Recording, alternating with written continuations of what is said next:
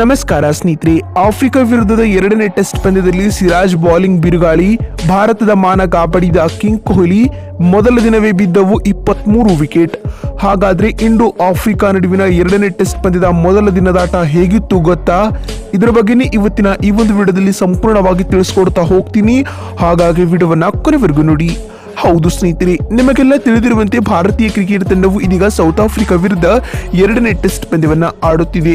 ಹೌದು, Indo Africa ನಡುವಿನ ಎರಡನೇ ಹಾಗೂ ಡಿಸೈಡರ್ ಟೆಸ್ಟ್ ಪಂದ್ಯವು ಕೇಪ್ ಟೌನ್ನ ನ್ಯೂಲ್ಯಾಂಡ್ಸ್ ಅಂತಾರಾಷ್ಟ್ರೀಯ ಕ್ರೀಡಾಂಗಣದಲ್ಲಿ ನಡೆಯುತ್ತಿದೆ. ಬಂಧುಗಳೇ, ಭಾರತ ಮತ್ತು ಸೌತ್ ಆಫ್ರಿಕಾ ನಡುವಿನ ಎರಡನೇ ಟೆಸ್ಟ್ ಪಂದ್ಯದಲ್ಲಿ ಟಾಸ್ ಗೆದ್ದಂತಹ ಆಫ್ರಿಕಾ ತಂಡದ ಹಂಗಾಮಿ ನಾಯಕ ಡೀನ್ ಎಲ್ಗರ್ ರವರು ಮೊದಲು ಬ್ಯಾಟಿಂಗ್ ಮಾಡುವ ನಿರ್ಧಾರವನ್ನ ತೆಗೆದುಕೊಳ್ಳುತ್ತಾರೆ. ಆದರೆ ಇನ್ನಿಂಗ್ಸ್ ಆರಂಭಿಸಿದ ಆಫ್ರಿಕಾ ತಂಡಕ್ಕೆ ಮೊಹಮ್ಮದ್ ಸಿರಾಜ್ ರವರು ಬ್ಯಾಕ್ ಟು ಬ್ಯಾಕ್ ಆಘಾತಗಳನ್ನ ನೀಡುತ್ತಾ ಬಂದರು. ಇದರಿಂದಾಗಿ ಆಫ್ರಿಕಾ ತಂಡದ ಆಟಗಾರರು ಮೊದಲ ಇನ್ನಿಂಗ್ಸ್ ನಲ್ಲಿ ಪೆವಿಲಿಯನ್ ಪರೇಡ್ ನಡೆಸಿದರು ಅಂತ ಹೇಳಬಹುದು.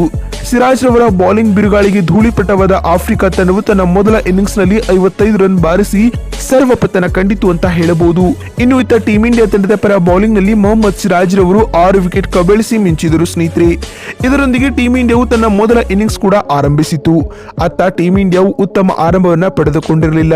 ಯಶಸ್ವಿ ಜೈಸ್ವಾಲ್ ರವರು ಖಾತೆ ತೆರೆಯುವ ಮುನ್ನವೇ ವಿಕೆಟ್ ಒಪ್ಪಿಸಿದರು. ಇದಾದ ಬಳಿಕ ರೋಹಿತ್ ಹಾಗೂ ಶುಭ್ಮನ್ ಗಿಲ್ ರವರು ಇನ್ನಿಂಗ್ಸ್ ಮುಂದುವರಿಸಿದರು. ಇವರಿಬ್ಬರ ನಡುವೆ ಅರ್ಧಶತಕದ ಆಟವೂ ಮೂಡಿ ಬಂದಿತು. ಇದೇ ವೇಳೆ ರೋಹಿತ್ ರವರು 39 ರನ್ ಗಳಿಸಿ ನಿರ್ಗಮಿಸಿದರು.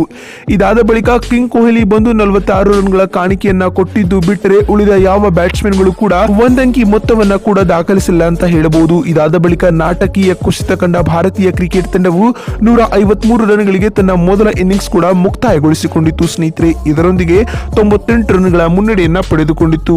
ಹೀಗಾಗಿ ಈ ಅಲ್ಪ ಪ್ರಮಾಣದ ಹಿನ್ನಡೆಯೊಂದಿಗೆ ತನ್ನ ಎರಡನೇ ಇನ್ನಿಂಗ್ಸ್ ಅನ್ನ ಆರಂಭಿಸಿದ ಆತಿಥೇಯ ಸೌತ್ ಆಫ್ರಿಕಾ ತಂಡವು ತನ್ನ ಮೊದಲ ದಿನದಾಟದ ಅಂತ್ಯಕ್ಕೆ 62 ರನ್ಗಳಿಗೆ 3 ವಿಕೆಟ್ ಕಳೆದುಕೊಂಡಿದೆ ಸ್ನೇಹಿತರೆ.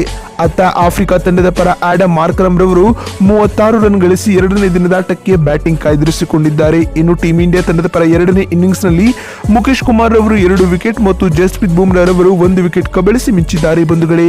ಇನ್ನು ಆಫ್ರಿಕಾ ತಂಡವು ಮೊದಲ ದಿನದಾಟದ ಅಂತ್ಯಕ್ಕೆ 36 ರನ್ಗಳ ಹಿನ್ನಡೆಯನ್ನ ಪಡೆದುಕೊಂಡಿದೆ. ಅಲ್ಲದೆ ಇಂಡೋ ಆಫ್ರಿಕಾ ನಡುವಿನ ಎರಡನೇ ಟೆಸ್ಟ್ ನ ಮೊದಲ ದಿನದಾಟದ ಅಂತ್ಯದಲ್ಲಿ ಬರೋಬ್ಬರಿ 23 ವಿಕೆಟ್ಗಳು ಬಿದ್ದಿರುವುದು ಇಲ್ಲಿ ಗಮನಾರ್ಹದ ಸಂಗತಿಯಾಗಿದೆ ಸ್ನೇಹಿತರೆ. ಪಂದ್ಯವು ಇದೇ ರೀತಿ ಸಾಗಿದ್ದರೆ ಟೆಸ್ಟ್ ನ ಎರಡನೇ ದಿನದಾಟದಲ್ಲಿ ಪಂದ್ಯದ ಫಲಿತಾಂಶವು ಪ್ರಕಟವಾಗುವ ಸಾಧ್ಯತೆಗಳು ಹೆಚ್ಚಾಗಿವೆ. ಬಂಧುಗಳೇ, ನಿಮಗೆ ಅನಿಸುತ್ತೆ ಭಾರತ ಮತ್ತು ಸೌತ್ ಆಫ್ರಿಕಾ ನಡುವಿನ ಎರಡನೇ ಟೆಸ್ಟ್ ಪಂದ್ಯವನ್ನ ಯಾರು ಗೆಲ್ಲಬಹುದು ಎನ್ನುವ ನಿಮ್ಮ ಅನಿಸಿಕೆ ಮತ್ತು ಅಭಿಪ್ರಾಯಗಳನ್ನ ಕಾಮೆಂಟ್ ಮಾಡುವ ಮೂಲಕ ತಪ್ಪದೆ ತಿಳಿಸಿ. ಯಾಕಂದ್ರೆ ನಿಮ್ಮ ಒಂದೊಂದು ಕಾಮೆಂಟ್, ಒಂದೊಂದು ಲೈಕ್ ಕೂಡ ಬಹಳ ಮುಖ್ಯ. ವಿಡಿಯೋವನ್ನ ಇಲ್ಲಿವರೆಗೂ ನೋಡಿದ್ದಕ್ಕಾಗಿ ಧನ್ಯವಾದಗಳು. ಮತ್ತೊಂದು ವಿಡಿಯೋದಲ್ಲಿ ಸಿಗ್ತೀನಿ. ಅಲ್ಲಿವರೆಗೂ ನಮಸ್ಕಾರ.